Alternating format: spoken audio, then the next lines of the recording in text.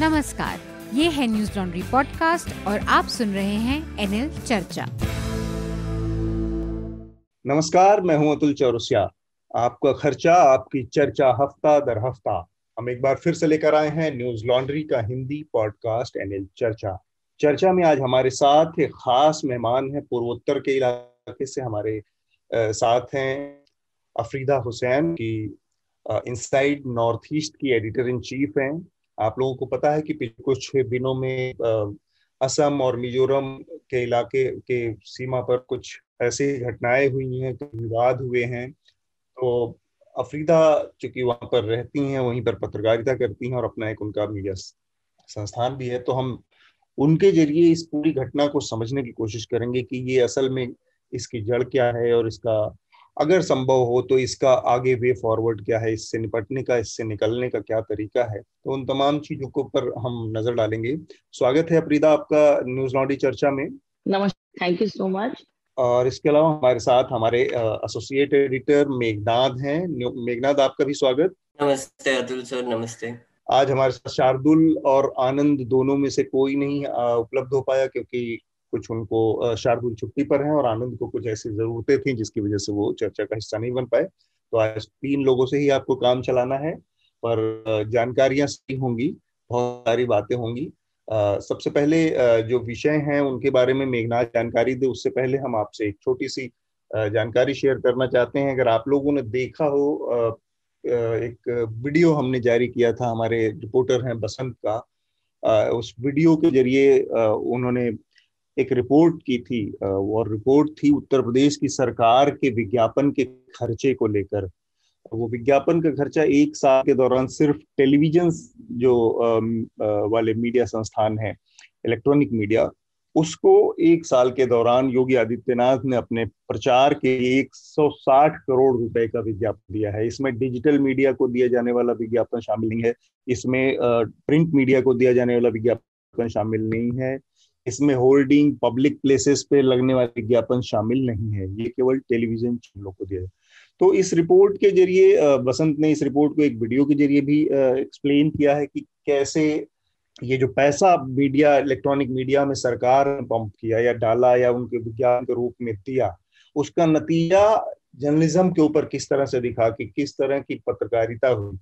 जिस चैनल को सबसे ज्यादा विज्ञापन मिले थे, नेटवर्क 18 ग्रुप का चैनल, उसको 6 महीने के अंदर में योगी आदित्यनाथ ने 2 या 3 बार इंटरव्यू दिया और उस इंटरव्यू में जो सवाल पूछे गए वो जनता के सवालों से बहुत दूर थे। वो सवाल वो नहीं थे जो पूछे जाने चाहिए थे कि आखिर में बेरोजगारी की जो स्थिति है वो क्यों है, दूसरी वेव के दौरान ऑक्सीजन लोगों को क्यों नहीं मिली। ये तमाम बड़े बड़े मसले थे, लेकिन वो सारे सवाल नदारद थे। सवाल उसमें ये थे कि विपक्ष आपके ऊपर हमले इस तरह से कर रहा है तो आप उसको क्या जवाब देंगे। एक तरह का एक लीडिंग क्वेश्चंस देना या एक प्लेटफॉर्म मुहैया कराना, इस तरह की पत्रकारिता हमने देखी। तो ये एक रिपोर्ट है जिसे आप न्यूज लॉन्ड्री हिंदी पर पढ़ सकते हैं और अंग्रेजी पर भी पढ़ सकते हैं।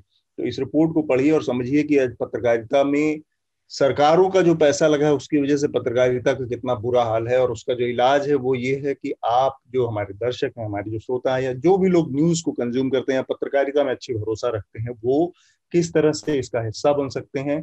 सब्सक्रिप्शन उसका इलाज है। न्यूज लॉन्ड्री जिस तरह से उसमें काम करता है कि सब्सक्राइबर अपने हिस्से का थोड़ा सा, अपनी अर्निंग से थोड़ा सा एक हिस्सा दें और सब्सक्राइब करें मीडिया को, ताकि मीडिया फिर इस तरह की चीजों से बच सके जो कि सरकारों का दबाव होता है, जो कॉरपोरेशन के हित होते हैं, उनसे अलग हटकर एक ठीक ठाक अच्छी और जिसके लिए पत्रकारिता की जरूरत है, पब्लिक इंटरेस्ट, वो काम कर सके। तो जो विषय है, बहुत सारे विषय हैं। मेघनाथ, एक बार सरसरी तौर पर आप वो विषय, उन विषयों के बारे में, उन सुर्खियों के बारे में हमारे श्रोताओं को जानकारी दें, फिर हम अपनी चर्चा को खोलते हैं आगे। जी, और विषय बोलने से पहले एक और चीज बोलना चाहूंगा कि इस बार का टिप्पणी भी देखिए। अतुल सर ने एकदम सटीक से आपको एक्सप्लेन किया है यही जो आप स्टोरी के बारे में। और हमारे दोस्त अमीश देवगन कैसे उसकी वजह से बिहेव करते हैं, उत्तर प्रदेश की कोई भी डिबेट आई उस पर, तो आप वो भी देखिए। वो तो हमको अब प्राइम टाइम पर रोज ही दिखाई देता है कि कैसा तरह का अप्रोच है न्यूज 18 का। विषयों पर चलते हैं। अभी तो सबसे बड़ी खबर आ रही है असम और मिजोरम से, जहां पर एक झड़प हो गई है असम और मिजोरम के पुलिस के बीच में और लोगों के बीच में। वहां पर ये कहा जा रहा है, असम की तरफ से कहा जा रहा है कि उन्होंने एक फॉरेस्ट लैंड कुछ एनक्रोचमेंट क्लियर किया, और मिजोरम का ये कहना है कि वो हमारा लैंड है, तो वहां पर उन्होंने पुलिस बिठा रखी थी, तो उसमें झड़प हो गई। तो इस पर एक्चुअली अफरीदा हमको और बताएगी, तो मैं आगे बढ़ता हूँ और बाकी की सुर्खियां भी पढ़ लेता हूँ। बस इसमें एक चीज और है मेघनाथ, इस घटना का सबसे जो दुर्भाग्यपूर्ण पहलू ये हुआ कि इसमें 5 असम के पुलिस के जवानों की मौत हो गई। इतनी खराब हालत। बिल्कुल, मतलब एस्केलेशन इतना हुआ कि मौतें हुई एसेंशियली। इसके अलावा ममता बनर्जी जो वेस्ट बंगाल की चीफ मिनिस्टर है, वो अभी हमारे प्रधानमंत्री से दिल्ली में मिली है लास्ट वीक। वहां पर क्या हुआ, कैसे हुआ, वो अभी तक हमको पता नहीं है, पर उन्होंने बोला रिपोर्टर्स को कि जो पेगासस वाला मामला है उसमें उसके बारे में वैसे बात नहीं किया है उन्होंने प्राइम मिनिस्टर से, पर उनकी जो पार्टी है वो पार्लियामेंट में काफी डिसरप्शन कर रही है। एक्चुअली पूरी ऑपोजिशन ही हाउस को, दोनों हाउसेस को डिसरप्ट कर रही है, और उनकी मांग ये है कि इस इशू पर डिस्कशन किया जाए। तो वीक 1 में भी हमने देखा और अभी वीक 2 में भी हम देख रहे हैं कि दोनों हाउसेस काफी बार डिसरप्ट हो चुके हैं इस इशू को लेकर, और काफी अर्जेंटमेंट नोटिस भी फाइल किए हैं। पिछले हफ्ते एक जॉइंट प्रेस कॉन्फ्रेंस में लोगों ने, ऑपोजिशन पार्टीज ने साथ में आकर ये बोला कि सरकार उनका सुनना नहीं चाहती है, और स्टेटमेंट लेकर वो भाग चले हैं। तो ये एक पार्लियामेंट से खबर आ रही है, और पार्लियामेंट में काफी और भी चीजें हुई है, उसके बारे में भी हम बात करेंगे। प्रशांत किशोर की जो आईपैक है, जो पॉलिटिकल स्ट्रैटेजी, जो ऑर्गेनाइजेशन है जो पॉलिटिकल स्ट्रैटेजी करती है, वैसे अतुल सर, प्रशांत किशोर तो अब रिटायर हो गए ना, तो चाहिए कि वो प्रशांत किशोर का आईपैक है। मतलब उन्होंने अपने को अनाउंसमेंट तो किया है कि मैं अब ये पॉलिटिकल स्ट्रेटजिस्ट का जो काम है उससे अलग हो रहा हूँ। कंपनी के मालिक तो बने ही रह सके या कंपनी का तो हिस्सेदार रही सकते। हाँ, वो है। तो उनके जो ऑर्गेनाइजेशन के 22 लोग हैं, वो त्रिपुरा गए थे सर्वे करने के लिए। उनको पुलिस ने बिना रीजन दिए रोक लिया और होटल से जाने से मना कर दिया। बीएस येदियुरप्पा जो कर्नाटका के चीफ मिनिस्टर है, उन्होंने रिजाइन कर लिया है। बसवराज बोम्माई ने अभी 23वें चीफ मिनिस्टर की शपथ ले ली है। ये बहुत ही एक्चुअली सडन नहीं था, पर एक हफ्ते से चल रहा था। येदियुरप्पा जी ने, मुझे याद है, एक कोई तो भी सम्मेलन भी बुलाया था प्रीस्ट्स का तो वो प्रीस्ट को लेकर बहुत ANI ने, उन्होंने उनके फोटोज भी डाले थे, तो सबको पता था कुछ तो भी हो रहा है वहां पर पता नहीं था कि एग्जैक्टली क्या हो रहा है। तो अभी पता चल गया कि येदियुरप्पा जी ने रिजाइन कर लिया है।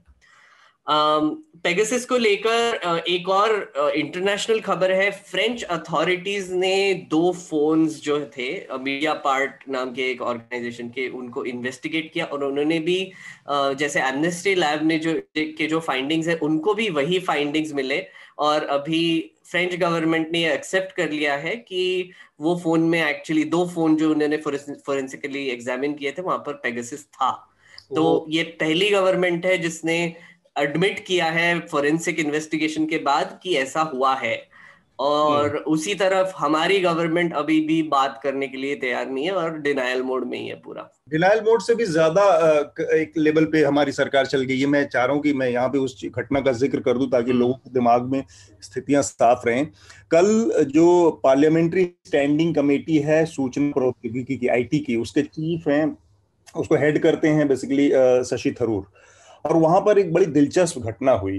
कल उसकी मीटिंग होनी थी और उसके एजेंडे में पेगासस की घटना के ऊपर डिस्कस करना था, बातचीत करना था, लेकिन 10 जो सदस्य थे भारतीय जनता पार्टी के, 10 के 10 ने उस कोरम को साइन करने से मना कर दिया, पार्टिसिपेट करने से मना कर दिया एजेंडा देख के।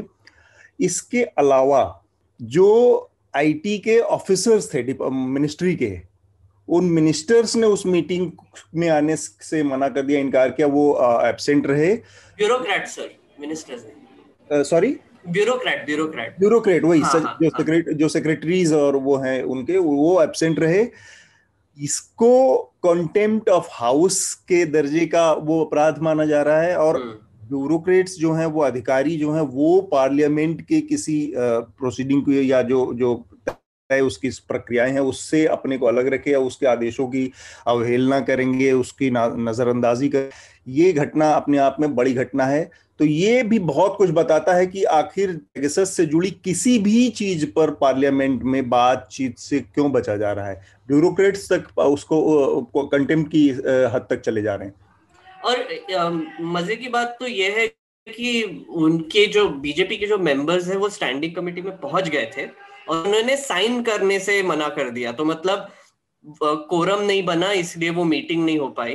पर आप सोचिए कि वो वहां पर रहकर भी उन्होंने बोला कि कोरम नहीं है तो अब मीटिंग नहीं चलेगी। तो मतलब कितना मतलब ये हरकत थोड़ी सी प्रॉब्लमेटिक तो है ही। और लोगों के बीच में क्या मैसेज दिया जाता है कि जो विपक्ष है वो पार्लियामेंट नहीं चलने दे रहा है, पूरी संसद को उसने रोक रखा है। केवल एक लाइन का ये मैसेज दिया जाता है और कोरम साइन नहीं करने वालों में भारतीय जनता पार्टी के सदस्य। आप सोचिए कि कैसे प्रोसीडिंग्स को पूरी तरह से मिसलेड किया जाता है। बिल्कुल।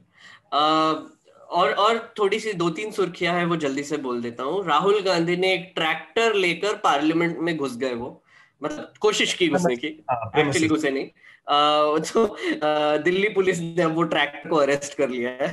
इनफैक्ट मेघनाथ इससे ज्यादा अंदर तक तो अटल बिहारी वाजपेयी अपनी बैलगाड़ी लेके चले गए। हाँ एग्जैक्टली वही एकदम थ्रोबैक आ रहा है इसमें थोड़ा सा। और वो ट्रैक्टर तो मतलब नियरेस्ट भी नहीं पहुंचा, क्योंकि आजकल ऐसे ही सेंट्रल विस्टा के काम के चक्कर में चारों तरफ खुद ही पड़ी है सेंट्रल दिल्ली। हाँ एग्जैक्टली। तो अब दिल्ली पुलिस पता कर रही है कि वो एग्जैक्टली ट्रैक्टर वहां तक पहुंचा कैसे। तो अरेस्ट कर लिया वो ट्रैक्टर को, पूछताछ चालू है अभी ट्रैक्टर की। तो फिर उसके अलावा एक बड़ी खबर आ रही है कि राकेश अस्थाना जो कि 3 दिन में रिटायर होने वाले थे, ये हमारे आदरणीय मोदी जी के चहीते अफसर है, गुजरात में भी थे और फिर बाद में सेंटर में भी आ गए। उनको अभी दिल्ली पुलिस का चीफ बना दिया है और एक्स्ट्रॉर्डिनरी पब्लिक इंटरेस्ट में इनको 1 साल का एक्सटेंशन दे दिया है रिटायरमेंट के बाद। तो ये एक्चुअली विवादित ब्यूरोक्रेट ये नौकर शाह हैं, पुलिस IPS कर रहे हैं। CBI का जो सारा लफड़ा फंसा था उसमें ये इनका नाम प्रमुखता से सामने आया। ये दूसरे पार्टिसिपेंट थे उसमें, जिसको लेकर CBI के अंदर हेडक्वार्टर में आधी रात को हुआ था। और उनके ऊपर पेगासस भी छापा गया था। बेसिकली उनका भी नाम आया था वो पेगासस लिस्ट में कि राकेश अस्थाना के फोन में भी पोटेंशियली पेगासस डाला गया था। और इसके अलावा कुछ और बोलना है अतुल सर? आपने तो शशि थरूर के बारे में बोल ही दिया। हाँ, इम्पोर्टेंट जितने विषय हैं करीब करीब यही हैं, इन्हीं के इर्द गिर्द बातचीत होगी। लेकिन हमारी बातचीत का पहला हिस्सा है जो नॉर्थ ईस्ट असम मिजोरम की जो घटना हुई है उस पर ही हम शुरुआत में। तो सबसे पहले मैं अफरीदा को यहाँ पर लाना चाह रहा हूँ इस बहस में, बातचीत में। अफरीदा, ये जो पूरी घटना है, थोड़ा सा अगर हमको इसका बैकग्राउंड देते हुए समझा पाए हमारे श्रोताओं को कि एक चीज हम समझ पा रहे हैं कि ये जमीन का मसला है और दोनों जो स्टेट हैं वो उस जमीन को लेकर दोनों का दावा है कि वो उनकी जमीन है, कोई छोड़ना नहीं चाहता। अब स्टेट के मसले इस तरह से कई बार फंसते रहते हैं। यूपी बिहार में भी है, नॉर्थ ईस्ट में अलग अलग कई सारे स्टेट हैं, कई सारे स्टेट्स की बाउंड्री को लेकर लफड़ा। लेकिन पथराव होना, पुलिस की तैनाती कर देना, गोली चलाना, मतलब एक तरह से स्टेट अगेंस्ट स्टेट खड़ा है। तो ये स्थिति क्यों आई, इतनी ज्यादा हिंसक, जिसमें 5 लोगों की जान भी चली गई, इतने बुरे हालात कैसे पैदा हुए? ये आप अपनी बात रखें अफरीदा, उससे पहले एक छोटी सी जानकारी मैं दे दूं कि इस घटना के ठीक एक दिन पहले गृह मंत्री अमित शाह ने नॉर्थ ईस्ट में, शिलोंग में, नॉर्थ ईस्ट के सारे जो 7 स्टेट हैं उनके सारे मुख्यमंत्रियों और चीफ सेक्रेटरीज और जो डायरेक्टर जनरल पुलिस हैं उन सब के साथ मिलकर बैठक की थी। और अपेरेंटली उस बैठक का एजेंडा ही यही था कि आप लोग शांति से अपने ये जो विवाद मुद्दे हैं, ये बॉर्डर से रिलेटेड, इनको शांति से निपटा लें। उसके ठीक एक दिन अगले दिन ही इस तरह की बड़ी घटना हुई। तो थोड़ा सा आप हमें अगर समझा पाए कि असल मसला क्या है। यूनियन होम मिनिस्ट्री की जो मीटिंग के बारे में आप बोल रहे हो वो 2 दिन पहले हुआ था जी। उसके 2 दिन बाद ही ये पूरा मसला खड़ा हुआ। ये सीमा विवाद जो है असम हो, मिजोरम के साथ, नागालैंड के साथ, अरुणाचल के साथ बहुत सालों से चल रहा है। बिकॉज जब अनडिवाइडेड असम था, ये सारे मेघालय हो, अरुणाचल, नागालैंड, मिजोरम, ये सारे असम का ही एक पार्ट हुआ करते थे। हम मिजोरम के मुद्दे पे आप जब आते हैं 1972 में मिजोरम को यूनियन टेरिटोरी डिक्लेयर किया था। उसके बाद 1987 में फुल फ्लेजेड स्टेट इनको मिला था जी। अब बात करें कि जो मामला अभी खड़ा हुआ है, ये जो टेरिटोरियल इंटीग्रिटी के बारे में अभी बात चल रहा है, असम चाहते हैं कि उनके टेरिटरी में वो लैंड आया है, मिजोरम क्लेम कर रहे हैं कि वो लैंड उनके है। ये हालात जो पैदा हुआ है, मैं सोचती हूँ कि बीजेपी की सरकार सेंटर में भी है और स्टेट में भी है, और ये जो मामला हुआ है, ये अगर हम बहुत ब्रीफ और बड़े इस पे देखें कि हमारे जो मुख्यमंत्री है असम के, वो नेदा के कन्वेनर है। मुख्यमंत्री से पहले वो नेदा के कन्वेनर हुआ करते थे, जहां पे सारे नॉर्थ ईस्ट स्टेक होल्डर है। जी जी। सो अभी इंटरेस्टिंगली वो सीएम बन गए कि वही एक पहले उन्होंने ही पहल किया था कि नॉर्थ ईस्ट को इंटीग्रेट करना चाहिए, यूनाइटेड करना चाहिए। हम मेन स्ट्रीम की बात करते हैं तो हम हमेशा नॉर्थ ईस्ट को एक साथ रखते हैं, हम उनको कभी अलग अलग करके वो नहीं करते हैं, नॉर्थ ईस्ट के नाम से ही बोलते हैं। और नॉर्थ ईस्ट के ये जो 7 सिस्टर्स हैं, इनका इंटीग्रिटी सबसे बड़ा इंपॉर्टेंट है, बिकॉज हमारे जो बॉर्डर्स हैं ये बहुत सेंसिटिव है, म्यांमार, बांग्लादेश, ये सारे के साथ। अब हम जो मुद्दे पे आए, ये मिजोरम और असम के, आप देखिए बहुत इंटरेस्टिंग है। यूनियन होम मिनिस्टर के साथ 2 दिन पहले मेघालय में जो बैठक हुए, उस पे वहां पे स्टेटस को मेंटेन करने के लिए बोला गया था, अकॉर्डिंग टू आवर सोर्सेस, ठीक है, दोनों पार्टीज को। All of a sudden Mizoram के मुताबिक बात यह है कि कल हम पहले संवादित हैं जो मिजोरम के टेरिटरी में घुसे और ग्राउंड रिपोर्ट कवर करने की कोशिश भी किए। वहां पे जाके देखा बहुत सारे असम के व्हीकल्स वहां पे तोड़ फोड़ किया गया, जो क्लेम्ड मिजोरम टेरिटरी है। वी आर नॉट, हम लोग उस पे नहीं बोल सकते कि वो मिजोरम का है कि असम का है। असम के मुताबिक वो एंक्रोच लैंड है, एंक्रोच्ड फॉरेस्ट लैंड है। मिजोरम के मुताबिक वो अपना उसका टेरिटरी है, जहाँ पे वहाँ के पुलिस भी है, वहाँ पे उन लोगों का एक पोस्ट भी है जहाँ पे मिजोरम पुलिस तैनात है। जो 2 मीटिंग के बाद यूनियन होम मिनिस्टर की जो मीटिंग थे, 2 दिन बाद जब मिजोरम चीफ मिनिस्टर लौट रहे थे, वो लौट के जब मिजोरम पहुंचने वाले थे, उसी समय ये सब घटना हुआ। मिजोरम पहुंचते ही उनको पता चला कि ये सब घटना शुरू हो गए। शुरुआत ऐसे हुई कि असम के थ्रू वहां पे बहुत सारे पुलिस अधिकारियों के साथ एक फोर्स जो क्लेम्ड मिजोरम टेरिटरी है वहां पे घुसे, वहां पे एविक्ट करने के लिए घुसे। मिजोरम का जो क्लेम्ड मिजोरम टेरिटरी है वहां पे ऑलरेडी वहां पे उनका फोर्स मौजूद थे, वो फोर्स मौजूद थे वहां पे विलेजर्स भी रहते हैं। तो इंटरेस्टिंगली जहां पे 2 फोर्सेस मौजूद है, एंक्रोचमेंट अगर लोगों का होता, सिविलियंस का होता तो दूसरा बात था। दोनों ही आर्म फोर्स है, मिजोरम भी आर्म्स में थे और असम में भी असम का जो फोर्स वहां पे एंट्री किया वो भी आर्म था। ये किसने वो शॉट फर्स्ट, ये जो कंट्रोवर्सी है वो बाद में देखा जाएगा। बट मेरा एज ए जर्नलिस्ट मेरा ये है, जब यूनियन होम मिनिस्टर ने स्टेटस को मेंटेन करने के लिए दोनों स्टेट को दिया था, ये ऑन द टेबल भी सेटलमेंट था, और ये इंडियन होम मिनिस्ट्री के एक रोल है कि ये दोनों स्टेट का जो टेरिटोरियल जो एक मसला है इनको ठीक करे। ये कहाँ आपका ये गोली बारूद अल्टीमेटली लॉस किसका हुआ? असम का भी हुआ, बिकॉज 5 जो जवान है, 5 जो पुलिस ऑफिसर है, उनका देहांत हो गया, वहां पे भी देहांत हो। और जो मामला है कि हम अभी कल कहीं मैं आपको सिचुएशन बताती हूँ, हमको ऐसा लगा कि हम दूसरी इंटरनेशनल बाउंड्री क्रॉस करने के लिए परमिशन मांग रहे हैं। हम असम पुलिस को बोले कि हम मिजोरम के वहां जाना चाहते हैं। वहां पे बहुत बड़ा बैरिकेड है, आप वीडियो में फुटेज में देखोगे भी। तो असम बोल रहे हैं कि because of the security reason वो लोग हम लोग को मिजोरम के वहां पे जाने नहीं देगा। तो हमारे बात ये है कि मिजोरम सरकार बोल रहे हैं हमको कोई प्रॉब्लम नहीं है, आप लोग आ जाओ। ये बात ये है कि हम लोग पूरा एक नेशन के रहते हुए, हम we are the part of Indian nation, हम पूरे सारे ये देशवासी है कि हम असम के भी हैं, मिजोरम का भी, कि हम लोग सारे एक ही नेशन के अंदर है। क्यों यहाँ रोक तो क्यों? क्योंकि फ्री मूवमेंट नहीं है, ये तो डिस्टर्ब एरिया नहीं है, क्योंकि जैसे अभी जैसे हालात है, आपको लगेगा कि आप कश्मीर का जैसे मसला हुआ था डिस्टर्ब एरिया टाइप का, ऐसा भी यही यहाँ पे भी वही हालात हो गए। अफरीदा मेरा वही एक थोड़ा सा सवाल था यहाँ पे कि पूरी यातायात बंद हो गई है दोनों स्टेट में।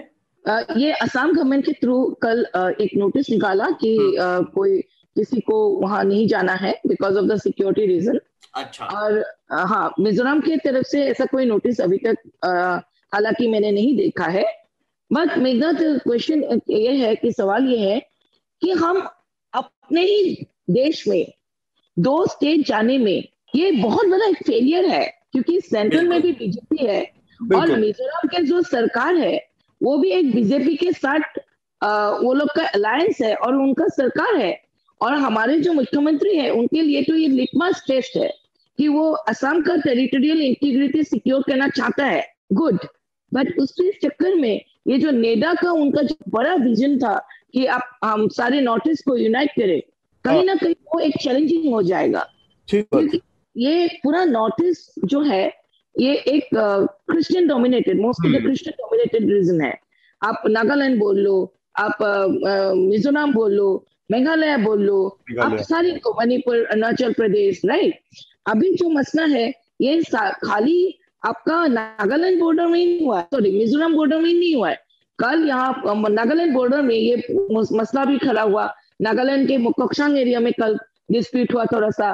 परसों से पहले दिन मेघालय में जाके मेघालय के पास, हाँ मेघालय टेरिटरी में भी, मेघालय टेरिटरी में भी हुआ।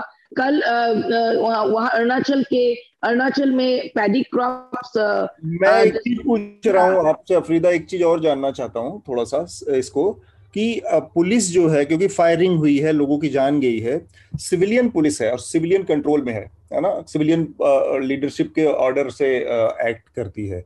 दोनों तरफ के वो ऑफिसर्स, पुलिस ऑफिसर जो आईपीएस हैं, जो एसपी एसएसपी जो भी वहां पर उनको कहा जाता है, उनके अंडर में ये पुलिस काम करती है। तो इस चीज को एस्टेब्लिश करना तो इतना मुश्किल नहीं होना चाहिए कि फायरिंग के ऑर्डर किसने दिए, क्योंकि पुलिस अपने बिहाफ पे, अपने ग्राउंड पे सीधे सीधे तो गोली नहीं चला सकती।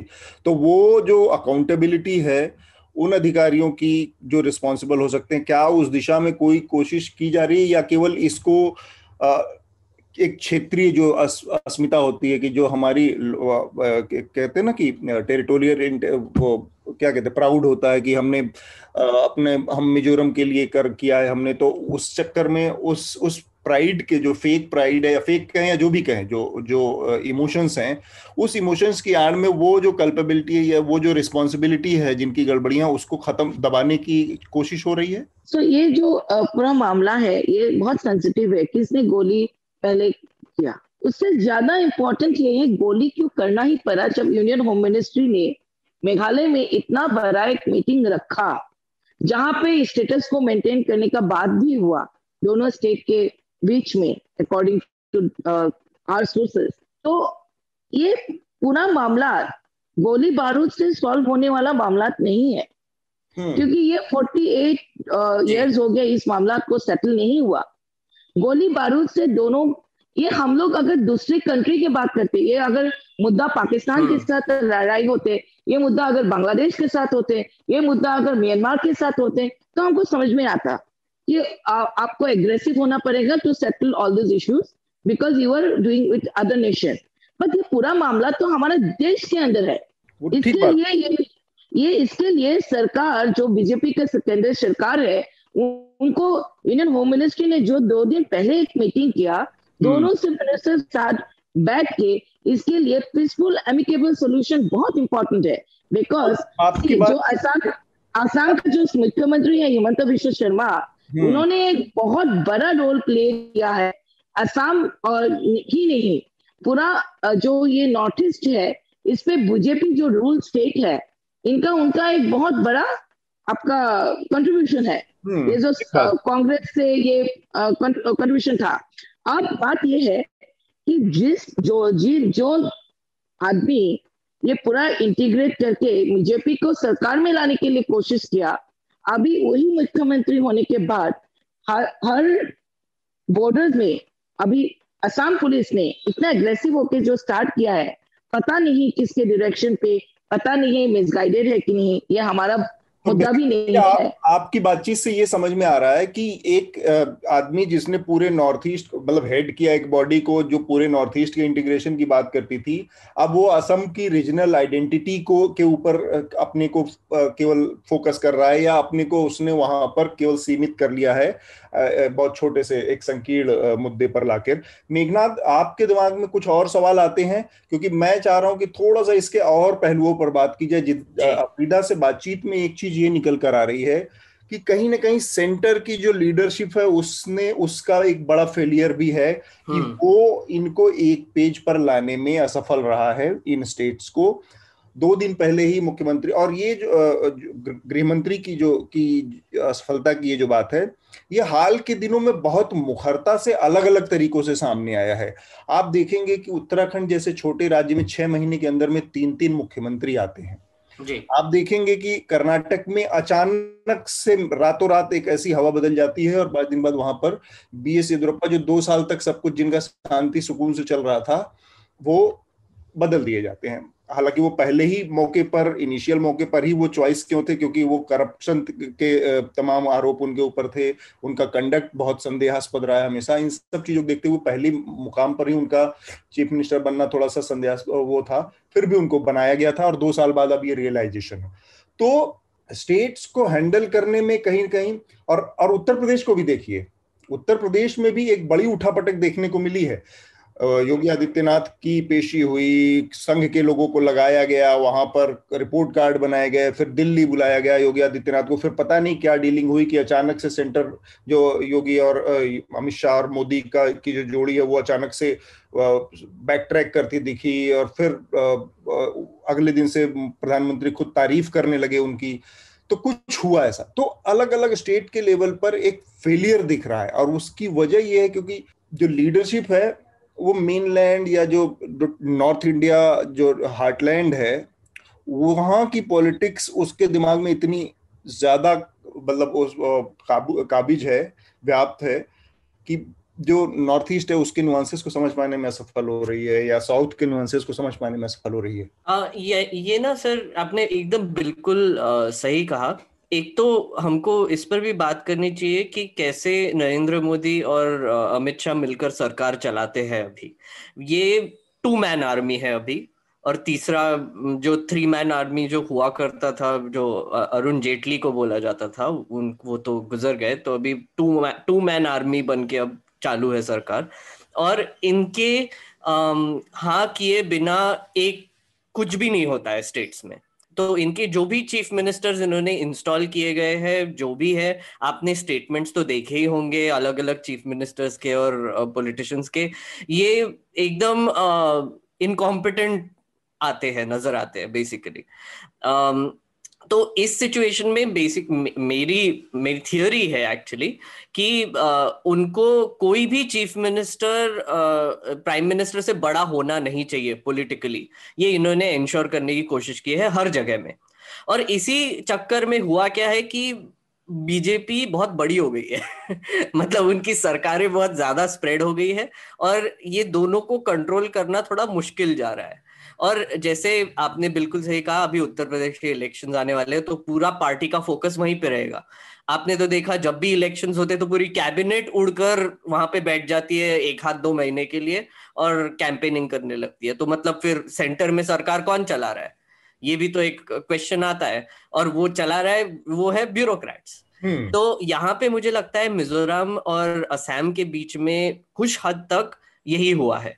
एक तो पॉलिटिकल लीडरशिप थोड़ी एब्सेंट थी वहां पर, क्योंकि कुछ कर नहीं रहे हैं, कुछ करने ही नहीं देते वहां पर। जो अगर अमित शाह गए थे खुद तो फिर वो यही बोलने गए थे कि आपको क्या करना है, राइट। फिर वो चले गए, फिर उनको लगा कि अरे अब तो हम फ्री है तो अब मतलब why should we listen to them, right.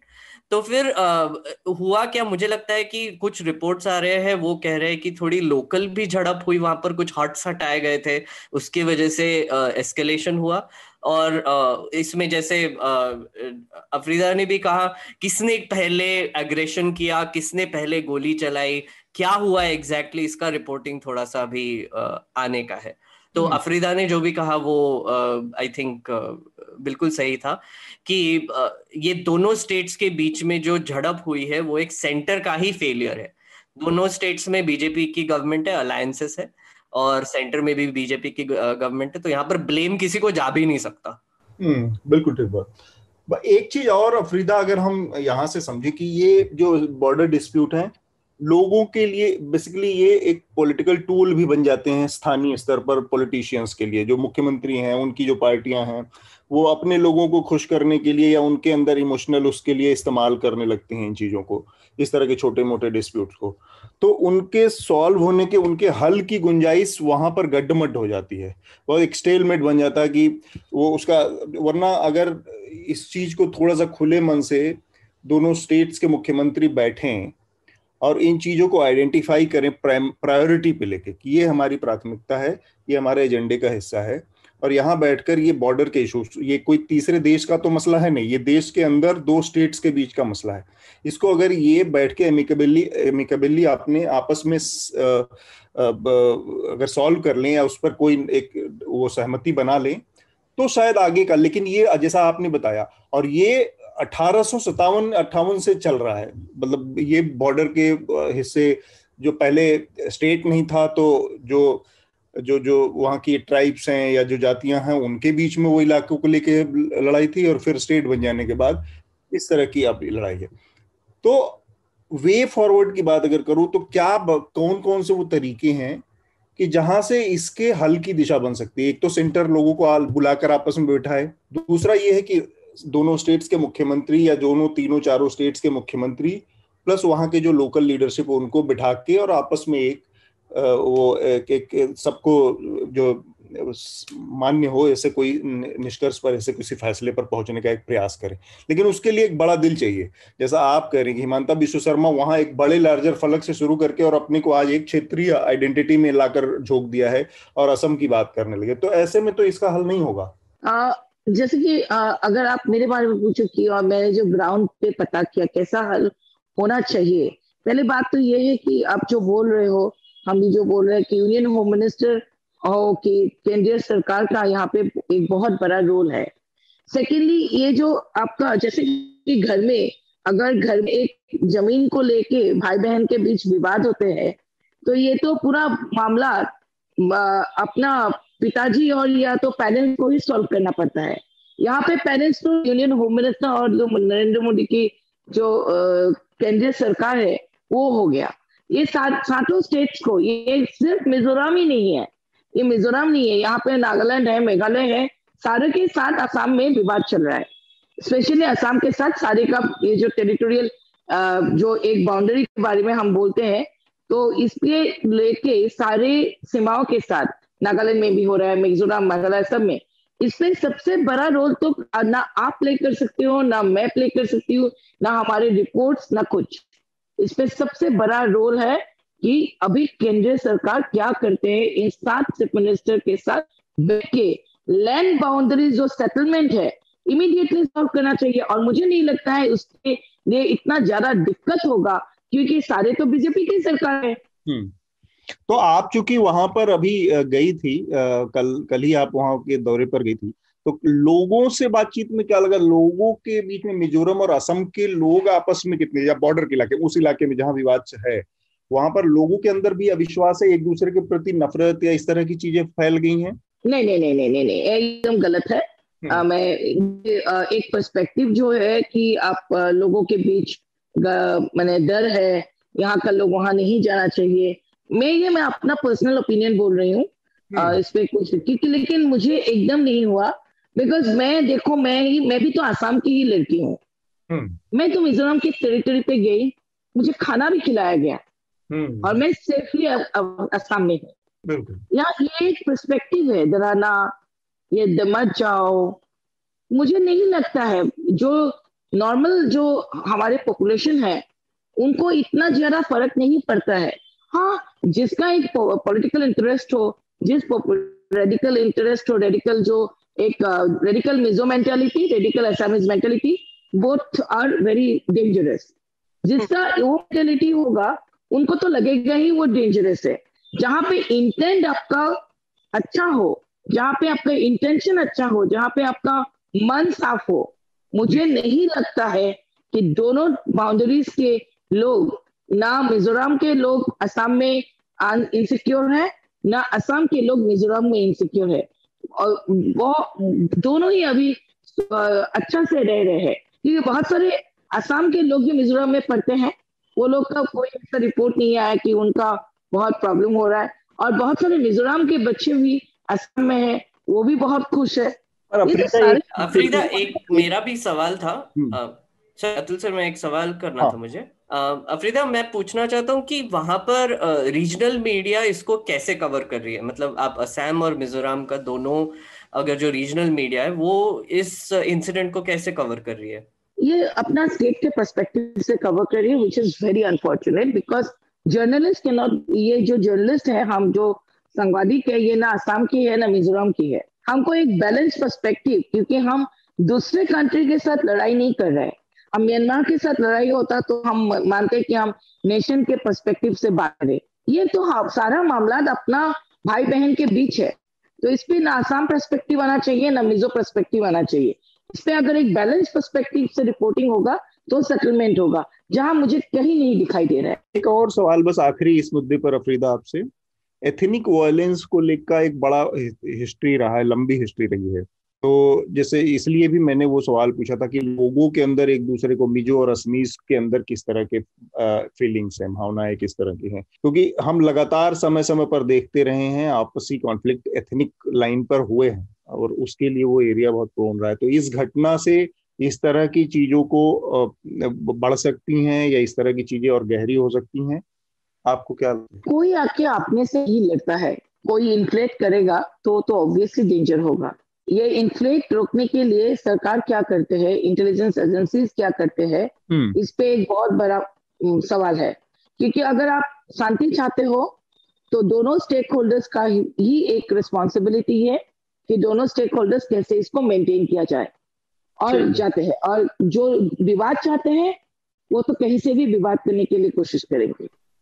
ठीक बात। अब मेघनाथ, आपका कोई और सवाल या कोई और कुछ जोड़ना चाहते हैं आप इसमें? नहीं, इतना ही मेरे से। तो मेरे ख्याल से हम अपने अगले विषय की तरफ बढ़ते हैं, जो कि इस समय दिल्ली में बहुत सारी गतिविधियां हैं। ममता बनर्जी 5 दिनों के दिल्ली दौरे पर हैं। पहली बार वो अपना चुनाव, तीसरी बार चुनाव जीतने के बाद दिल्ली आई हैं, और इस दौरे के बहुत सारे अनुमान, अटकलें और निहितार्थ निकाले जा रहे हैं, जैसा हम देख पा रहे हैं। उन्होंने आते ही प्रधानमंत्री से उन्होंने एक शिष्टाचार की मुलाकात की, वो प्रोटोकॉल के तहत मुख्यमंत्री बनने के बाद उनको मिलना था। उसके बाद उन्होंने जिस तरह के से लोगों से बड़ी संख्या में, कांग्रेस पार्टी, सोनिया गांधी, राहुल गांधी, कमलनाथ, शरद पवार, अरविंद केजरीवाल और तमाम लोगों से उन्होंने मुलाकात की है। और इससे एक नई राजनीति की आहट मिल रही है कि 2024 से पहले, और ममता बनर्जी ने ऑलमोस्ट वो जो फॉर्मूला है उसको पब्लिक में डाल दिया है कि अगला जो चुनाव होना चाहिए वो 1 वर्सेस 1 होना चाहिए। मतलब बीजेपी के एक के सामने एक अलायंस का अकेला एक उम्मीदवार होना चाहिए। तो इस तरह के अलायंस की बात उनके दिमाग में चल रही है, और भी अभी ये तो बहुत शुरुआती चीजें और बहुत जानकारियां नहीं है कि ये क्या होने वाला है। लेकिन उनके आने से एक और बदलाव दिखा है, और जो अभी तक जो पेगासस के बाद पैदा हुए हालात थे, जो पार्लियामेंट में भी एक स्कैटर्ड जो वो था, विरोध था विपक्ष का, वो अचानक से अब पूरी तरह से कंसोलिडेट होके और एक सुर में एक साथ जुड़ गया है। मसलन सारे अपोजिशन, लाइक माइंडेड पार्टी की, अपोजिशन की एक साथ बैठकें हुई हैं, एक साथ उनके स्टेटमेंट आए हैं, और पार्लियामेंट में एक साथ वो जो उसका विरोध करने की चीजें हमने देखी, वो ममता बनर्जी के ये दिल्ली दौरे के बाद से बदला है। मेघनाथ, मैं चाहूंगा कि थोड़ा सा इस पर अगर आप और ममता के इस जो दिल्ली दौरा है, इससे जो 2024 के लिए बनने वाले एक गठबंधन, जिसकी बड़ी दिनों से अटकलबाजियां चल रही हैं कि पक्ष का बनना चाहिए, वो कितना बढ़ सकता है, क्योंकि उसमें कई ग्लिचेस अभी, मतलब रोड़े अभी भी हैं। बिल्कुल। तो उसमें एक रोड़ा ये है कि कांग्रेस पार्टी के लीडरशिप में वो बनेगा, या ममता बनर्जी खुद उतनी महत्वाकांक्षी हैं, शरद पवार अपनी महत्वाकांक्षी हैं। तो इन सब महत्वाकांक्षाओं को दरकिनार करके क्या कोई अलायंस आकार ले सकता है? बीजेपी के खिलाफ? एक तो आपने जो प्रेस कॉन्फ्रेंस के बारे में मेंशन किया, वो जो लाइक माइंडेड पार्टीज जो बोल रहे हो कि साथ में आकर उन्होंने प्रेस कॉन्फ्रेंस किया, वहां पर एक चीज आप अगर नोटिस करेंगे तो राहुल गांधी शुरुआत करते हैं और फिर उन्होंने बार बार इंसिस्ट करके बाकी के पार्टी के जो लीडर्स है उनको माइक पे लाकर बोलने के लिए बोला। तो एक आई थिंक स्ट्रेटेजिकली अगर आप देखेंगे तो ये एक अच्छा पॉलिटिकल मूव भी था कि क्या होता है कि ऑपोजिशन करके जो बीजेपी जो हमले करती है वो मेनली कांग्रेस पर ही होती है, उनके ही शोल्डर्स पे बेसिकली बंदूक रख के वो बाकी के ऑपोजिशन पे भी गोली चलाती है। तो इस बार क्या हुआ कि आई थिंक ये एक बहुत बड़ा अटेम्प्ट कर रहे हैं कि रीजनल पार्टीज है, रीजनल जो ऑपोजिशन है, जो पार्लियामेंट में रिप्रेजेंटेशन रखते हैं, उनको भी आगे बढ़ाया जाए, उनको भी थोड़ा सा लाइमलाइट दिया जाए। अब अगर आपने देखा होगा पहले ही वीक में प्रोफेसर मनोज झा जो आरजेडी के थे, उनका एक स्पीच वायरल गया और उनको काफी मतलब मीडिया में वो पैनलिस्ट भी रहते हैं, वो बात भी करते हैं, तो उनकी भी थोड़ी सी विजिबिलिटी बढ़ रही है। अब अगर इस बार भी आप देखेंगे उन्होंने वो प्रेस कॉन्फ्रेंस में भी एक प्रोमिनेंट रोल प्ले किया। तो आप देखेंगे तो कुछ कुछ ऐसे पार्टीज है, रीजनल पार्टीज, जो आई थिंक अब नेशनल पॉलिटिक्स में अपना जो वेटेज है वो बढ़ाने की कोशिश कर रही है, और इसी में ममता बनर्जी आती है। अभी ममता बनर्जी को अगर आप एक थोड़ा सा अलग यूनिट की तरह देखेंगे अभी, क्योंकि अगर आप पार्लियामेंट ऑब्जर्व करेंगे तो एक चीज आपको बहुत ही क्लियरली दिखाई देगी, टीएमसी पेगासस को लेकर बहुत ज्यादा अग्रेसिव है। बाकी के ऑपोजिशन पार्टीज फिर भी मतलब हाँ प्रोटेस्ट कर रहे हैं एक्सेट्रा, बट टीएमसी के लोग जाकर पेपर फाड़ रहे हैं, बहुत सारे प्लैकार्ड्स लेकर सामने आ रहे हैं। तो आई थिंक एक और चीज है कि ममता बनर्जी और अभिषेक बनर्जी का फोन का नंबर भी उसमें आया था, और ऊपर से प्रशांत किशोर जो उनके स्ट्रेटेजिस्ट थे उनका भी नंबर वो लिस्ट में आया था, उनको ज्यादा गुस्सा आ गया। दूसरी चीज आप अगर नोटिस करेंगे तो ममता बनर्जी जो है वो एक खुद को एक अलग यूनिट की तरह ही दिखाने की कोशिश कर रही है। जैसे टीएमसी के लोग नहीं थे ये ऑपोजिशन पार्टी में, मतलब ये जो ये था, मतलब थे वहां पर बोले नहीं वो। तो मुझे लगता है कि ये एक अटेम्प्ट लग रहा है कि ममता बनर्जी को 2024 की प्राइम मिनिस्टर कैंडिडेट की तरफ प्रोजेक्ट किया जाए, पर बाकी के पार्टीज वो किस हद तक उनको सपोर्ट करेंगे या फिर क्या करेंगे वो तो अभी बोलना थोड़ा मुश्किल है। 2024 अभी बहुत दूर है, तो बहुत सारी डेवलपमेंट्स हो सकती है और भी। और ऊपर से अगर एक और ऑब्जर्वेशन दे दूं मैं, तो प्रशांत किशोर जो है वो एक कोई तो भी ग्लू की तरह काम कर रहे हैं यहाँ पर, क्योंकि जब वो पेगासस वाली स्टोरी आई थी उसके 4 दिन पहले वो जाकर गांधी परिवार से भी मिले थे, और अभी जो वेस्ट बंगाल इलेक्शंस हुए थे उसमें उन्होंने काफी प्रोमिनेंट रोल प्ले किया था। तो एक और मैं चर्चा भी इस चीज की हो रही है कि प्रशांत किशोर शायद कांग्रेस ज्वाइन कर लेंगे, ये भी एक चर्चा चालू है। तो थियरीज तो काफी आ रही है, कुछ तो चहल पहल हो रही है, पर एक ऑपोजिशन की तरफ से एक स्ट्रैटेजिक चेंज दिखाई दे रहा है, थोड़ा सा कोहिजन दिखाई दे रहा है। जैसे आपने कहा कि पहले जैसे वो अपनी ही वॉइस में बोलते रहते थे इंडिविजुअली, पर इस बार एक आपको कोहेजन दिखाई दे रहा है। जो भी फोटोज आ रहे हैं, जो भी रिपोर्ट्स आ रहे हैं, वो सब साथ में मिलके एक फ्रंट दिखा रहे हैं अभी। ठीक बात। तो ये एक पहलू है इसका।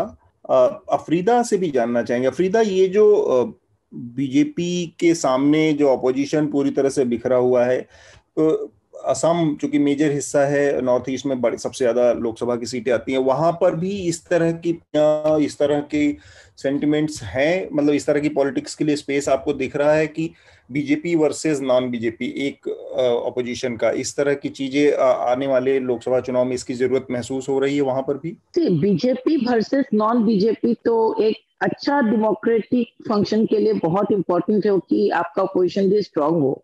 जहाँ पे असम की बात करें, मुझे यहाँ पे बहुत वीक नजर आ रहा है। क्यों मैं बोल रही हूँ, बिकॉज हाल ही में अभी 1 वीक में जो डेवलपमेंट्स है, कांग्रेस के 2-3 जो सबसे इम्पोर्टेंट फेस है, यंग फेस है, आहम कम्युनिटी से हो, टी गार्डन कम्युनिटी से हो, और ये सारे लोग अभी बीजेपी में ज्वाइन कर रहे हैं। और इससे क्या हो रहा है, कांग्रेस में जो यंग फेस है अरे अगर यंग एमएलएज है ये अगर बीजेपी में निकल जाते हैं तो आपका रहेगा कौन? और लीडरशिप की बात करो तो कांग्रेस के जो प्रोएक्टिवनेस जो होना चाहिए इस मामले में, आप मिजोरम में भी डाल लो, बहुत सारे इश्यूज में उनका प्रोएक्टिव नेचर नहीं आते हैं, नजर नहीं आते हैं, क्योंकि उनके अंदर के जो पहले इंपॉर्टेंट बात कांग्रेस के जो सबसे दुर्बलता में बोलूं, जो वीकनेस है, ये है कि पार्टी की इम्पोर्टेंस ये होना चाहिए कि वो पार्टी के अंदर इंटीग्रेटेड रहे। कांग्रेस में तो कांग्रेस का जो एक एमएलए के साथ दूसरे एमएलए का जो विवाद है वो ही कभी खत्म नहीं होता है। वो कहाँ को देश को आप आगे बढ़ाएंगे या कोई स्टेट को? हम असम में ही बहुत बोल रहे हैं, यहाँ पे तो 5 फैक्शंस है असम कांग्रेस के अंदर। तो अगर जब तक असम कांग्रेस एक नहीं होते हैं, या आप मान लो जब रीजनल पार्टी के बारे में मान लो, रीजनल पार्टी में यहाँ पे एजीपी है आपका बीजेपी के साथ, और दूसरा जो पार्टी है इनका भी बहुत ज्यादा बहुत स्ट्रांग कुछ दिखाई नहीं दे रहा है। और अखिल गोगोई वो उभर के आ रहे थे, लेकिन आप जो लास्ट में जो असेंबली हुआ था असम असेंबली में, उनका जो एक एमएलए की जो बिहेवियर होना चाहिए वो कहीं ना कहीं सारे असम के लोगों को लगता है कि वो दिखाई नहीं दिया। वो एक जैसे एक ऑर्गेनाइजेशन लीडर का जो बिहेवियर होता है वही उन्होंने विधानसभा के अंदर प्रोजेक्ट किया, जो हालांकि जो असम के लोग बहुत इमीडिएटली उनको एक्सेप्ट नहीं भी कर सकते हैं। और जो बदरुद्दीन अजमल है वो तो इनडायरेक्टली बीजेपी को ही सपोर्ट करते हैं, जैसे असाउद्दीन ओवैसी जो पूरे इंडिया में बीजेपी का एक बिग टीम माना जाता है। असम में भी हमको लगता है एआईडीएफ का जो एक मुद्दा है कहीं ना कहीं आप यहाँ पे तो बीजेपी का बी टीम ही लगता है। लेकिन ये जो हिंदू मुसलमान जो विवाद है, आप मुसलमान राजनीति चाहिए ही क्यों आपको? क्यों आप एक इंटीग्रेटेड नेशन नहीं हो सकते? जब मुसलमान होगा तभी तो हिंदू होगा। तो इसका एक और पहलू है मेरे ख्याल से, अलायंस की या जो गठबंधन की जो पूरी पॉलिटिक्स है, ये सारी पार्टियां 2024 को इस लिहाज से भी देख रही हैं कि एक और झटका अगर इनको लगता है लोकसभा के चुनाव में तो वो उसको बर्दाश्त नहीं कर पाएंगी, जो तमाम क्षेत्रीय पार्टियां हैं और साथ में कांग्रेस भी। ये रियलाइजेशन तो इनके अंदर कहीं ना कहीं आ चुका है।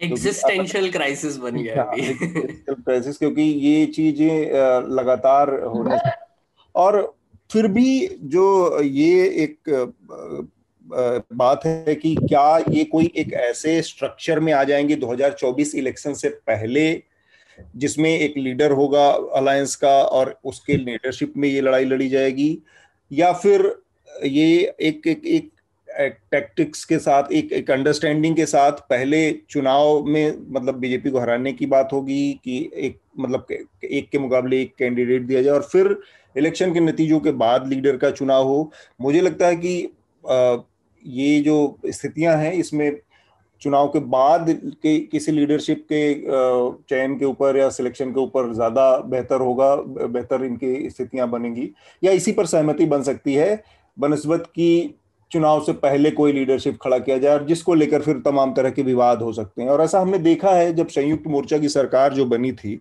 चाहे वो देवेगौड़ा प्रधानमंत्री बने हो या आई.के. गुजराल प्रधानमंत्री बने हो, उन लोगों के समय में भी एक संयुक्त मोर्चा जो बना था वो एक अंडरस्टैंडिंग के साथ ही बना था, लेकिन उसमें लीडरशिप को लेकर कोई क्लैरिटी पहले नहीं थी चुनावों के। तो मेघनाथ, इस लिहाज से अगर देखा जाए, आप पार्लियामेंट को भी कवर करते हैं, पार्लियामेंट में जिस तरह की गतिविधियां हो रही हैं उनको लेकर, तो क्या कुछ मतलब इस पर भी बातचीत कुछ कहने सुनने को मिल रहा है कि ये केवल ममता बनर्जी का अपना अकेले का एकला चलो और अकेले का प्रयास ही साबित हो जाएगा? ये बहुत इंटरेस्टिंग चीज कही आपने अतुल सर कि जो पहले जो रीजनल अलायंसेस बने थे उन्होंने पहले प्राइम मिनिस्टर डिसाइड नहीं किया था, और बाद में जब विक्ट्री आई और फिर मेजॉरिटी दिखी तो उन्होंने फिर साथ में मिलके एक प्राइम मिनिस्टर का फेस दिया था।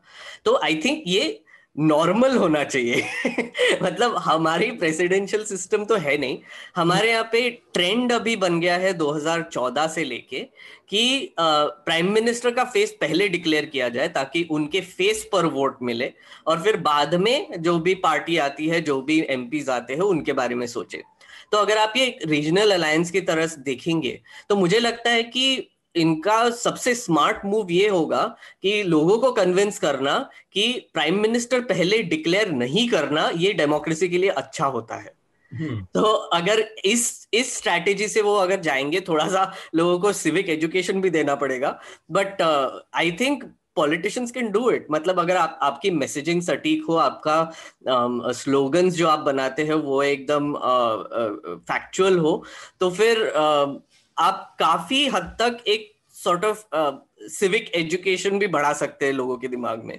मुझे लगता है कि ये एक बहुत अच्छी अपॉर्चुनिटी भी है लोगों को समझने की कि हमारी डेमोक्रेसी काम कैसे करती है। जैसे ये इतना नॉर्मलाइज हो गया, जैसे हम ऐसे अजम्पशन से ही चलते कि अरे कोई तो भी तो प्राइम मिनिस्टर का फेस होगा ही, बट ये नहीं है। मतलब ये नॉर्मल होना ही नहीं चाहिए। हमारी प्रेसिडेंशियल सिस्टम नहीं है, हम प्राइम मिनिस्टर पहले डिसाइड नहीं करते हैं। लोकसभा में पार्टीज स्ट्रेंथ के हिसाब से फिर मिलकर डिसाइड करते हैं कि प्राइम मिनिस्टर कौन सा होगा। मेजॉरिटी पार्टी जो है, जो नेशनल पार्टीज जो अभी मेजॉरिटी में आती है, वो नॉर्म होना नहीं चाहिए हमारे देश में। ऐसा नॉर्मल नहीं होना चाहिए कि एक ही पार्टी से मेजॉरिटी आ रहा है। अफरीदा, आपको क्या लगता है लीडरशिप के इस मसले पर ये बेहतर होगा? हालांकि बीजेपी का भी जो स्टैंड है वो 2014 के बाद वो मोदी के लिए, तो उसमें कंसिस्टेंसी दिखती है कि मोदी के नाम पर लड़ा जाएगा चुनाव और मोदी प्रधानमंत्री के कैंडिडेट होंगे, लेकिन विधानसभा चुनाव में वो इस अपनी टैक्टिक्स को बदलती रहती है। मसलन यूपी में वो बिना चेहरे के लड़ जाती है क्योंकि उसको ये भरोसा होता है कि मोदी जी का जिताएंगे। कुछ जगहों पर चेहरे सामने करके लड़ती है। तो ये जो अंडरस्टैंडिंग है, तो लीडरशिप को आपको क्या लगता है किस तरह से अप्रोच करना चाहिए अगले 2024 के चुनावों को? जो विधानसभा इलेक्शन जो असम के है, जब कवर किया था तो मैं पूरा असम घूमी थी उस समय। तो मैं लोगों से भी जानना चाहते थे कि क्या है उनका, कौन हो सकता है। तो उनको राहुल गांधी का इमेज इतना, ये जो पप्पू पप्पू बोल के इतना डैमेज हो चुका है।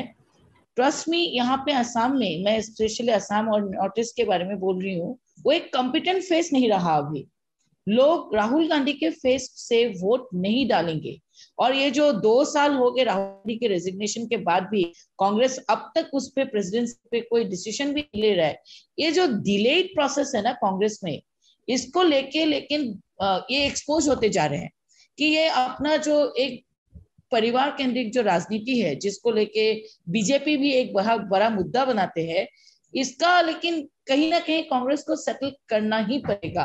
और ये लीडरशिप कौन है, जो भी है, प्राइम मिनिस्टर कौन बनेगा वो दूसरी बात है, लेकिन पार्टी में जो भी पार्टी हो, नेशनल हो रीजनल हो, ये लीडरशिप की ही बात है। एक स्ट्रॉन्ग लीडरशिप जब तक नहीं होगा तब तक कोई भी पार्टी उभर के नहीं आ सकता।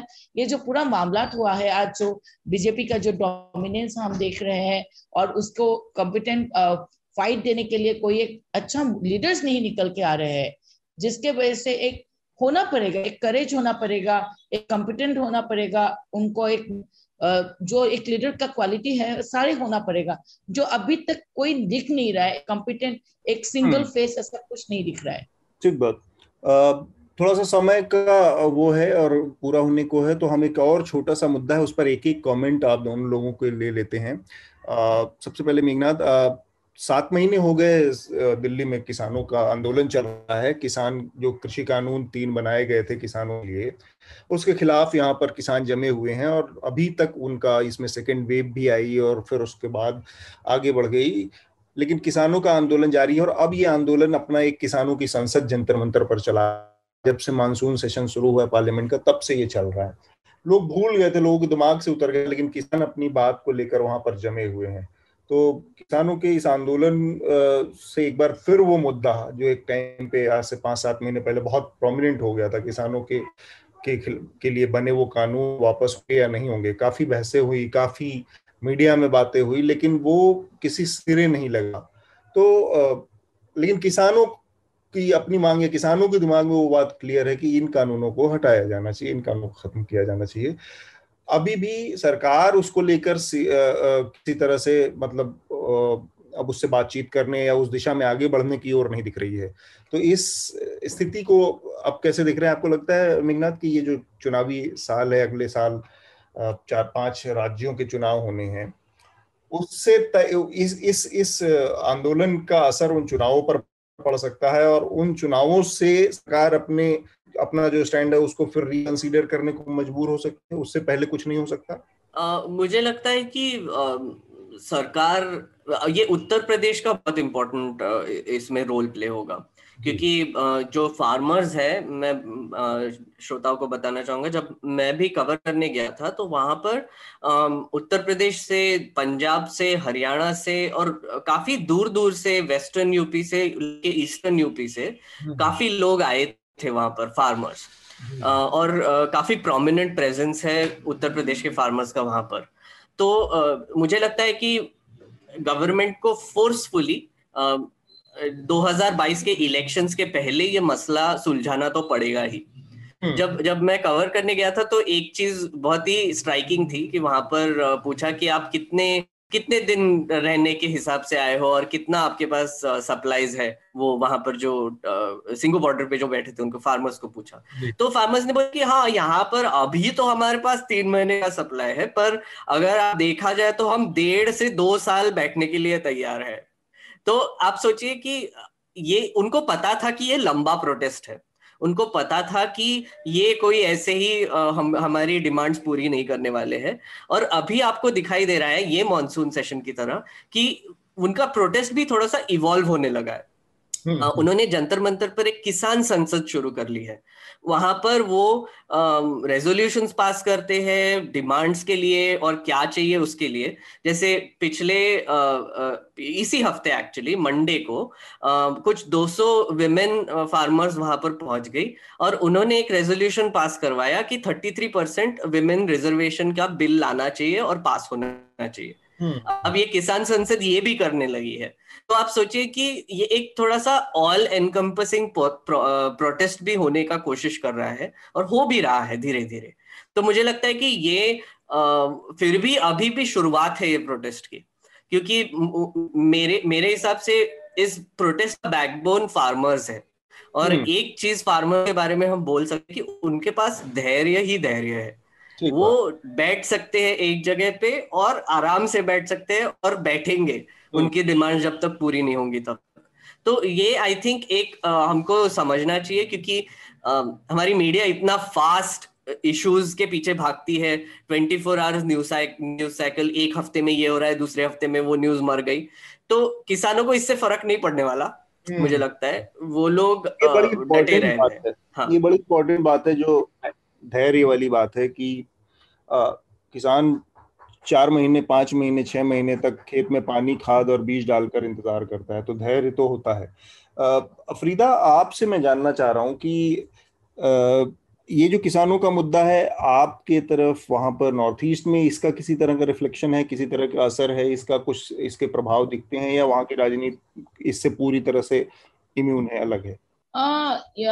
जैसे कि पहले जब किसान जो ये आपका प्रोटेस्ट स्टार्ट हुआ था, यहाँ पे भी इफेक्ट हुआ था, असम में भी।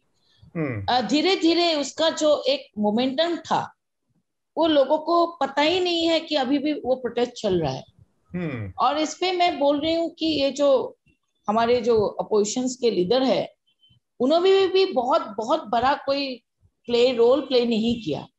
यहाँ पे असम में भी किसान विवाद को लेके कोई ऐसा मुझे मुद्दा दिखाई नहीं।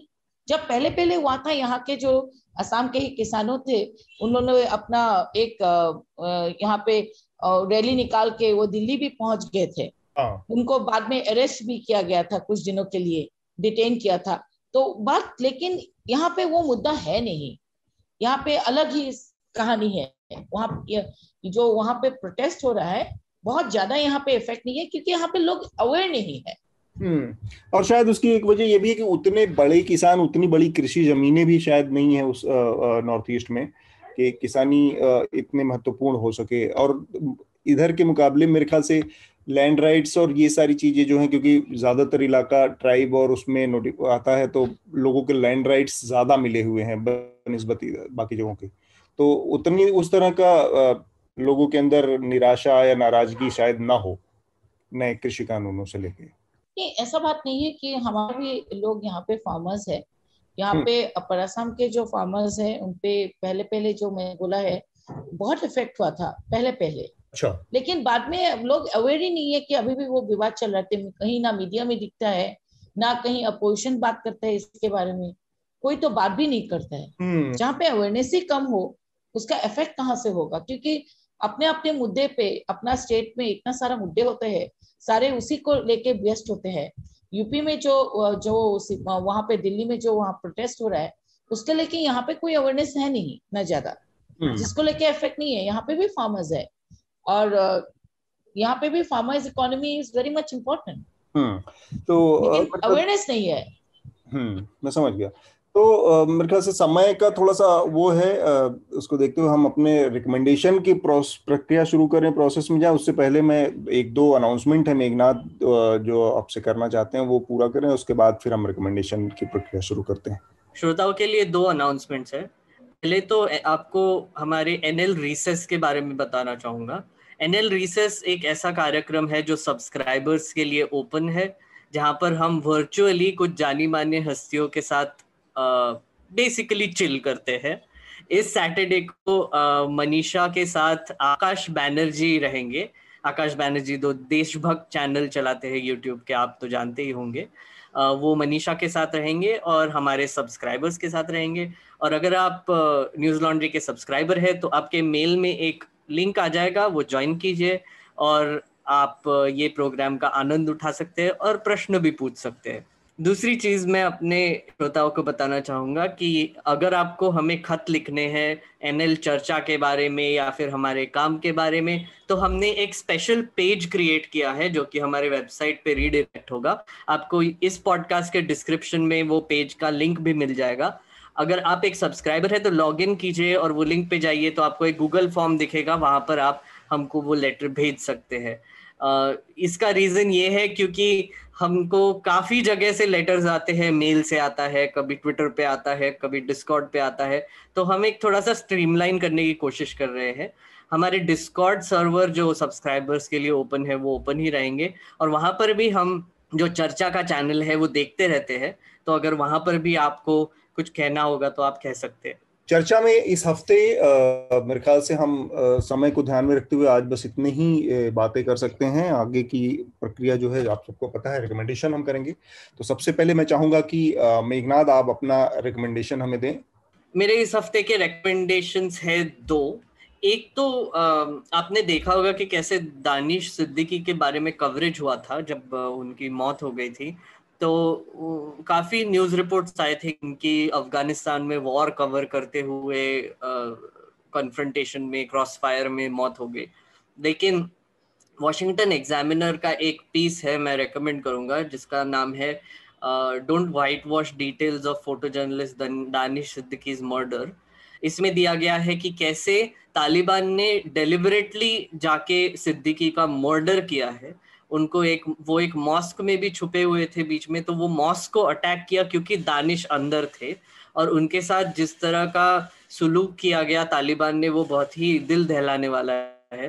तो वो जरूर आर्टिकल पढ़िए। और ये भी जानिए दानिश सिद्दीकी की मौत किस वजह से हुई थी और कैसे डेलिबरेटली हुई थी। दूसरा थोड़ा सा लाइट रिकमेंडेशन देना चाहूँगा। मैंने नेटफ्लिक्स पे एटिपिकल देखना शुरू किया अभी। एटिपिकल एक ऑटिस्टिक बच्चे की कहानी है जो कॉलेज में जाने की कोशिश कर रहा है और कैसे उसके फैमिली पे उसके ऑटिज्म का इफेक्ट पड़ता है, उसके बारे में जरूर देखिए। बहुत ही मजेदार और अच्छी सीरीज है। अफरीदा, आप हमारे जो श्रोता हैं उनको क्या रिकमेंड करेंगे इस हफ्ते? इतना ज्यादा टेंशन चल रहा है, कोई फिल्म ही देख ले अच्छा सा, जैसे कि रोमा हो गया। ओके, अच्छे से खाना खाएं। तो ये नेटफ्लिक्स पे है रोमा ना? या ओके। मैं इस हफ्ते एक डॉक्यूमेंट्री रिकमेंड करना चाहता हूँ जो कि डिस्कवरी प्लस के ऊपर अवेलेबल है, डिस्कवरी प्लस पर। और इसका नाम है the birth of empire, the East India Company. Basically ये 2 पार्ट की एक सीरीज है और बहुत ही दिलचस्प सीरीज है। आपको ईस्ट इंडिया कंपनी के भारत में आने, पैर जमाने, बिजनेस करने, तो ये 1600 के आसपास से लेके और 1857 के फर्स्ट म्यूटनी, जो पहला इंडिपेंडेंट का जो लड़ाई थी, उस समय तक की घटना को कंपनी के नजरिए से, कंपनी के कामकाज के नजरिए से ये डॉक्यूमेंट्री उसको कवर करती है। बड़ी दिलचस्प कहानियां हैं और आपको समझ में आएगा कि कितने कनिंग लोग थे, कितने बेईमान धूर्त लोग थे जो आए थे, और शायद उसी की वजह से वो इतने बड़े साम्राज्य, इतने बड़े भूभाग पर, इतनी बड़ी जमीन पर, इतने बड़े देश के ऊपर राज कर पाने में सफल हुए, क्योंकि जो बेसिक ट्रेड था वो उनके अंदर धूर्तता थी, वो बेईमानी थी और एक किस्म की निर्ममता थी। तो वो बहुत अच्छे से डॉक्यूमेंट्री उसको कवर करती है, तो आप लोग भी देखिए। बहुत सारे लोगों की जानें गई हैं इस पूरे दौर में, उनके इस कब्जे की जो और जो मुनाफे की जो उनकी लालच था उसके चक्कर में। तो इस हफ्ते हम बस इतना ही बातचीत कर सकते हैं। हमारे साथ बातचीत करने के लिए अफरीदा, आपका बहुत बहुत शुक्रिया। मेघनाथ, बहुत बहुत शुक्रिया आप लोगों का। धन्यवाद। न्यूज लॉन्ड्री के सभी पॉडकास्ट टिचर, आईट्यूज और दूसरे पॉडकास्ट प्लेटफॉर्म पे उपलब्ध हैं। खबरों को विज्ञापन के दबाव से आजाद रखें, न्यूज लॉन्ड्री को सब्सक्राइब करें।